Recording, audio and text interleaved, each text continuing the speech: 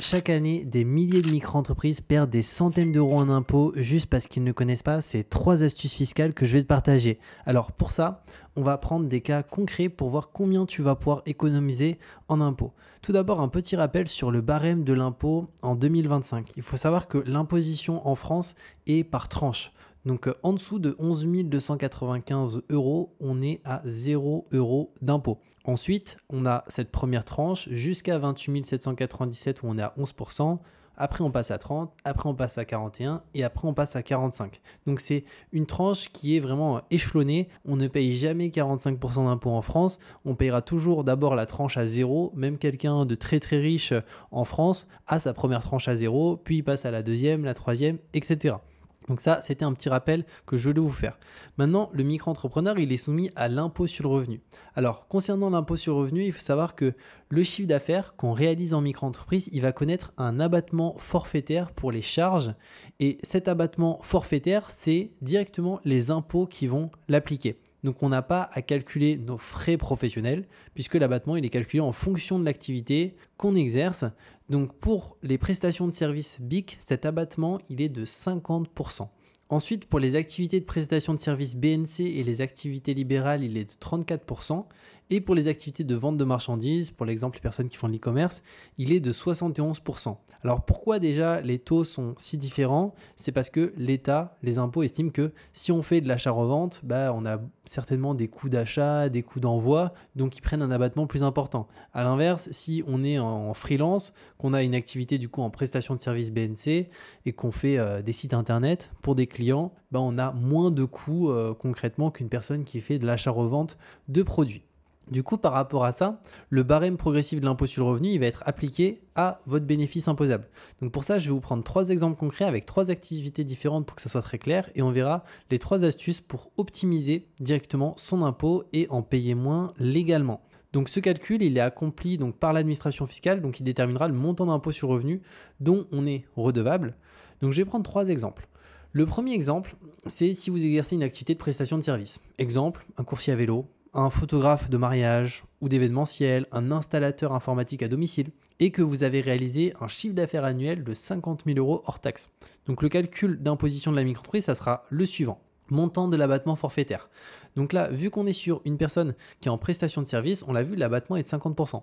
Donc les impôts vont pas nous imposer sur 50 000 euros de revenus, ils vont nous imposer du coup sur 50 000 euros de revenus moins l'abattement de 50%, ce qui nous fait 25 000 euros. Donc le montant imposable, il est de 50 000 moins 25 000, soit 25 000 euros. Et après, comment ça se passe? Et bien là, ça va être tranche par tranche. Donc pour l'imposition de la micro-entreprise, dans cet exemple, l'administration fiscale retiendra que 25 000 euros de revenus imposables. Donc là, la première tranche, rappelez-vous, elle est à 0%. Donc jusqu'à 11 294 euros, on est à 0. Donc sur ces premiers 11 294 euros, il va payer 0. Et ensuite, vu qu'il est à 25 000, on va enlever du coup la première tranche, 11 295. La deuxième tranche, du coup, elle est à 11%. Donc là, sur la deuxième tranche, il va payer 1507. Donc là, concrètement, cette personne-là va payer 1507 euros d'impôt, donc qu'il va devoir payer. Et on verra du coup, bien entendu, après, comment en payer moins, parce que c'est quelque chose, je pense, qui est hyper intéressant à savoir, et des choses qu'on peut mettre en place, en fait, et qui permettent de faire des belles économies, et que cette personne aurait dû payer moins d'impôts que ça. Ensuite, on a l'exemple 2. Donc là, c'est une personne qui fait de la vente de marchandises. Imaginons de l'e-commerce, si c'est votre cas. Vous allez réaliser un chiffre d'affaires plus important, 100 000 euros hors taxe. Donc là, concernant l'abattement, on l'a vu, il est de 71%. Donc pour les impôts, ils ne vont pas nous imposer sur 100 000 euros de revenus, ils vont nous imposer sur 100 000 moins l'abattement de 71%. Donc ce qui fait un montant imposable sur 29 000 euros. Donc là, 29 000 euros au niveau de l'impôt sur le revenu, tranche par tranche. Première tranche, on est à 0. Deuxième tranche, on est du coup ici à 1925 euros d'impôt. Et là, vu qu'on est au-dessus de 28 797, on passe à la troisième tranche. Et la troisième tranche, là, elle pique un peu plus parce qu'on est à 30%. Donc 60,60 euros, ça va. Là, il est juste sur 200 et quelques euros.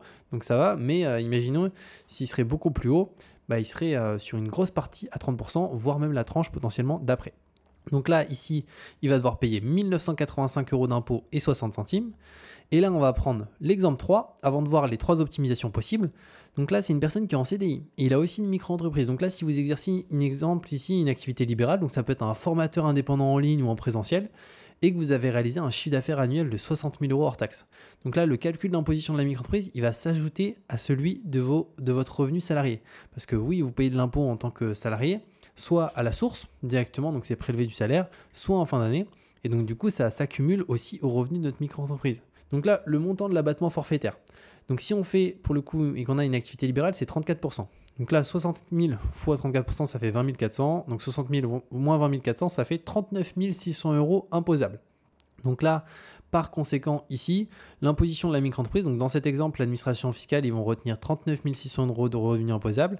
Et on va aussi ajouter les revenus salariés, qu'on va imaginer ici à 27 000 euros par an, sachant qu'ici, on va dire que la personne, elle n'est pas au prélèvement à la source, elle paye ses impôts en fin d'année. Peut-être que vous, c'est déjà à la source, donc dans ce cas-là, c'est déjà payé. Donc total des revenus imposables, donc 39 600 plus 27 000, ça fait 66 600 euros cumulés, donc qui vont être imposables. Donc là, une nouvelle fois, rappelez-vous des tranches. Première tranche, on est à 0. Deuxième tranche, on passe à 11. Et la troisième tranche, lui, il a une belle partie qui est sur la troisième tranche, un 37 802 euros à 30%, donc ça fait 11 340 euros. Donc résultat, cette personne ici qui est salariée plus à une micro-entreprise et qui a fait des beaux revenus et qui a aussi des beaux revenus en tant que salarié, il va payer 13 265 euros d'impôts à payer. Encore une fois, parce qu'il a 2 activités. Il a une micro-entreprise et il est aussi salarié. Donc à partir de maintenant, on va voir comment on peut optimiser tout ça. Donc c'est parti. Alors, je vais me mettre juste là. Et la première optimisation, c'est l'option pour le versement libératoire en micro-entreprise. Donc cette option, il faut savoir qu'elle n'est pas pour tout le monde parce qu'elle est sous condition. Donc elle est réservée à certains micro-entrepreneurs en fonction de leur situation personnelle. Donc on va voir laquelle. Donc pour pouvoir opter pour le versement libératoire en micro-entreprise, vous devez avoir un revenu fiscal de référence du foyer fiscal de l'avant-dernière année, donc l'année N-2, inférieur à l'un des montants suivants selon votre situation. 27 478 euros, donc ça c'est si vous êtes seul sur votre déclaration, vous êtes une part. Si par contre vous êtes, imaginons, marié ou pacsé avec déclaration commune, du coup vous êtes 2 parts, donc là c'est 54 956 euros. Et pour le coup, il y a une majoration de 50% par demi-part supplémentaire ou 25% par un quart de part supplémentaire juste ici. Donc pour faire simple, cette vidéo, elle est tournée en 2025.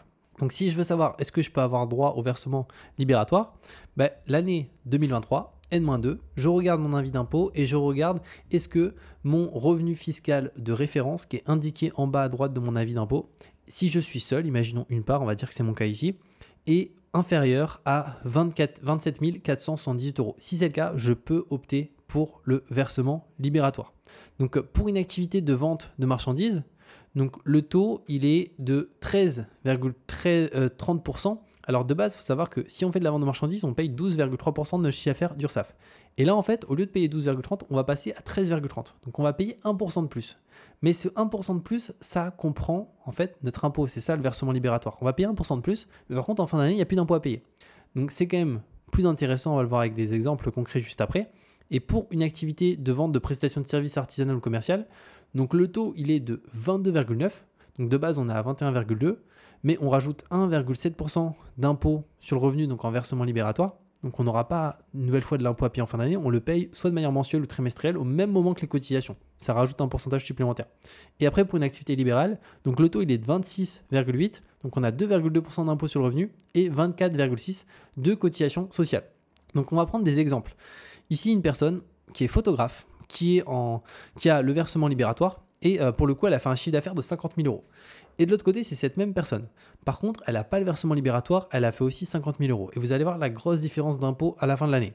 Donc ici, c'est très simple. Au niveau de l'impôt, comment c'est calculé? Là, c'est très simple. Il n'y a pas d'abattement, comme on l'a vu précédemment, quand on est à l'impôt classique, à l'impôt sur le revenu. Là, c'est notre chiffre d'affaires fois directement le pourcentage de versement libératoire qu'en soi, on a réglé tous les mois ou tous les trimestres. Donc, on ne va pas payer des impôts à la fin de l'année. Donc là, ça fait 50 000 fois 1,7. Ça fait 850 euros d'impôt. Aussi simple que ça. Et ce pourcentage-là, c'est 1,7. Il les paye en fait lors de sa déclaration mensuelle ou trimestrielle. De l'autre côté, on a ici notre même personne. On va l'appeler Paul pour l'exemple.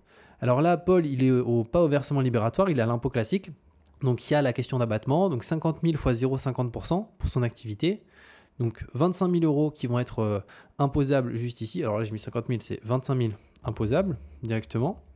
Et donc, ce que ça va nous donner juste ici, donc une imposition sur 25 000 euros de revenus imposables. Première tranche, il est à 0. Voilà, parce que c'est tranche par tranche. Deuxième tranche, il est à 1507. Donc là, résultat, il va payer 1507 euros d'impôt à payer. De l'autre côté, s'il aurait le versement libératoire, il est à 850. Donc on peut voir que c'est quasiment une différence de x2 en termes d'impôt. Et sachez que si, en fait, plus les montants que vous réalisez avec votre micro-entreprise sont importants, plus la différence d'impôt et l'économie d'impôt quand vous avez le versement libératoire est intéressante. Donc c'est vraiment à prendre en considération. Si on prend l'exemple, une personne qui fait du e-commerce, imaginons il fait 150 000 euros de chiffre d'affaires par mois, bah, avec le versement libératoire, c'est 1% d'impôt. Donc 1% sur 150 000, ça fait 1500 euros. 1500 euros, tandis que sur 150 000 en e-commerce, même si on prend l'abattement qui est de 71%, je pense que ça nous fait quand même plus de... ça doit nous faire autour des 50 000, quelque chose comme ça, imposables. Sur 50 000 imposables, là, on peut voir que 50 000 imposables, là, c'est 25 000 imposables, il paye déjà 1500 euros d'impôt. Donc, clairement, sur 50 000 imposables x2, c'est plus que 3 000 euros, hein, parce qu'on passe sur certaines tranches, versus il aurait payé 1500 pour l'exemple. Donc, vous voyez que c'est vraiment quelque chose qui peut être hyper pertinent, le versement libératoire. Donc, si vous rentrez dans les conditions, moi, je vous conseille d'en faire la demande directement. C'est vraiment intéressant. Maintenant, on va avoir deux autres aussi solutions et options pour payer moins d'impôts en micro-entreprise qui font aussi faire de belles économies. Premièrement, c'est l'ACRE.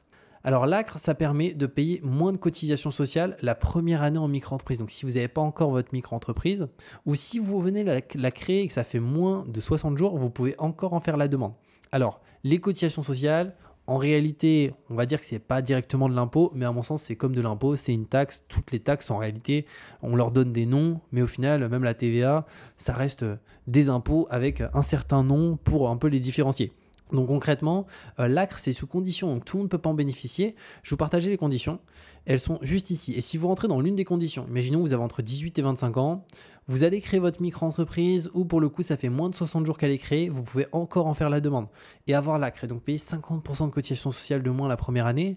Donc si pour le coup, vous avez une activité qui est taxée, pour l'exemple, en achat-revente à 12,8, vous allez passer à 6,4. C'est quand même non négligeable. Et au-delà de ça, c'est cumulable avec le versement libératoire. Donc ça, c'est hyper intéressant. Il y a juste ici un point à prendre en considération, c'est qu'il faut être en début d'activité pour en faire la demande. Donc moins de 60 jours après l'avoir créé. Et au-delà de ça, ne pas avoir bénéficié de l'ACRE au cours des 3 années précédentes, au titre d'une autre création ou reprise d'entreprise. Voilà, très pertinent là-dessus. Et deuxième élément aussi, ça qui est hyper intéressant. Bon, aujourd'hui, maintenant, beaucoup de personnes savent comment ça fonctionne, mais il y a peut-être certains d'entre vous qui ne savent pas aussi comment ça fonctionne. C'est la domiciliation sur Paris de votre micro-entreprise. Si vous n'habitez pas sur Paris, c'est hyper intéressant de vous domicilier sur Paris. Pourquoi ? Parce que ça vous permet d'économiser jusqu'à 1 000 euros par an de CFE. Alors la CFE, c'est quoi? C'est la cotisation foncière des entreprises. Donc c'est une taxe qu'on paye chaque année quand on a une micro-entreprise. Elle va dépendre de deux choses, de notre chiffre d'affaires qu'on a réalisé et de notre adresse de domiciliation. Et en France, là où la CFE est la moins chère, c'est sur Paris parce qu'elle est plafonnée et partout ailleurs, elle n'est pas plafonnée. Donc sur Paris, elle coûte 77 euros par an la CFE versus partout en France, en moyenne, la majorité des micro-entreprises, on va payer entre 800 à même jusqu'à, ça peut même aller à 2 000 euros, hein, même 3 000 euros. Mais en moyenne, voilà, ça va être 800 à 1 100. La majorité des micro-entreprises vont payer ce montant-là par an. Donc, c'est quand même un montant qui est important. C'est quasiment 80 euros par mois moyenné sur l'année. Tandis que sur Paris, c'est 77 à l'année, plafonné en dessous de 100 000 euros de chiffre d'affaires. Si vous faites plus de 100 000 euros, il me semble qu'on est à 120 ou 130, mais ça reste beaucoup moins. Tandis que voilà, dans toutes les autres régions, partout en France, vous payez extrêmement cher. Donc si vous habitez sur Paris, sachez que vous payez déjà la CFE la moins chère. Mais si vous n'habitez pas sur Paris comme moi, pour exemple, je suis à Bordeaux, moi je suis domicilié à Paris et du coup ça me permet d'économiser quasiment 1 000 euros par an de CFE. Alors pour ça, il faut passer par un service de domiciliation. Donc dans mon cas, moi le service que j'ai utilisé pour ma domiciliation de la micro-entreprise, donc je suis passé par les numéros 1, donc c'est Legal Place qui ont un service de domiciliation. Donc d'ailleurs, je vous mettrai directement le lien sous cette vidéo. Alors il est marqué domicilier votre société, mais c'est valable aussi pour les micro-entreprises. On peut domicilier une société, une entreprise individuelle, une micro-entreprise. Et c'est juste hyper intéressant parce qu'encore une fois, c'est des belles économies et concrètement, il n'y a pas du tout besoin de se rendre sur Paris ou quoi que ce soit. C'est eux qui gèrent toutes les démarches, qui changent aussi l'adresse auprès de l'URSSAF, toutes les modifications. Et comme ça, au niveau de la CFE, on paye 77 par an et non pas je ne sais pas combien. Et d'ailleurs, par rapport à ça, je vous mettrai un code promo sur cette vidéo qui est Julien Oka, qui vous permet d'avoir 15% de réduction sur la domiciliation. Donc c'est vraiment juste hyper intéressant là-dessus. D'ailleurs, je crois que je l'ai mis, voilà, je l'ai mis aussi là le code, comme ça vous l'avez et vous pouvez le renseigner. Donc voilà par rapport à cette vidéo sur les 3 éléments à prendre en considération pour optimiser ses impôts en micro-entreprise. Donc pour récapituler, on a le versement libératoire, on a la demande d'ACRE et on a la domiciliation sur Paris. N'hésitez pas d'ailleurs, si vous avez la moindre question, à me la mettre en commentaire et je vous répondrai avec plaisir. Et comme je l'ai dit, je vous mets le lien de cette vidéo pour vous domicilier sur Paris et optimiser clairement votre CFE de manière drastique. Et vous pouvez au-delà de ça utiliser le code de réduction qui est Julien Oka, qui vous donne 15% de réduction. Donc c'est juste hyper intéressant. Et on se retrouve de toute manière très bientôt pour de nouvelles vidéos.